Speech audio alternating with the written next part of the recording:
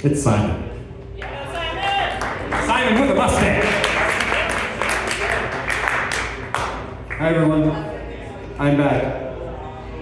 I took a hiatus last week, but I'm back. Alright, I'm going to read some words that I wrote this year. So I usually just write words and then I don't edit them, but I edit them when I type them, so these are types that are somewhat edited. This first one, I actually wrote over a couple different days, and I spliced it 3 poems together as one. So this poem is 3 poems as one. It's called In the Edges of It. In the edges of it. The edges of my universe rub the edges of yours, with gentle caress, familiar, with gentle caress, similar to that you already know. Wish for something more. Wish that we could show, unknown, unfamiliar, can't help falling in reverse. We are each other's cures, whatever we see or know. At what point do we become? At what point do we realize? We are down in it. We are immersed. Not yet fully. We are headed that way. I still have to think about it. I still haven't made the mistake. This time with numbers. They change more than we see. Change more than we acknowledge. They change more than we realize. Things they all have in common.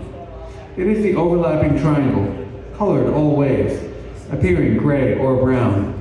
Not necessarily, but necessary. We are all of the things we are, even through denial. In the edges of it. Thank you.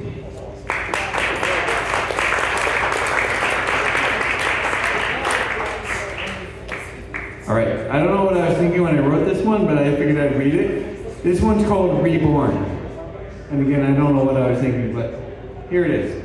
Reborn. I am captive here, in your birth month, repeating forever, squeezing, slipping out, birth over and over, lying between your legs, squeezing through, as an acorn drops from branch tips, and falling past, caressing leaves further down, till cracking on impact, making her way a nut, hoveling into the dirt, sprouting wood, soft, stretching, reaching for the sun, far above the leaves. But here I remain, still, dirt scratching my soles, leaving traces of color, lodged in my skin, on my feet.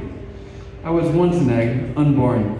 I rested alone in moist lonesomeness, reborn. Thank you, I guess. That was weird, right? Not just me?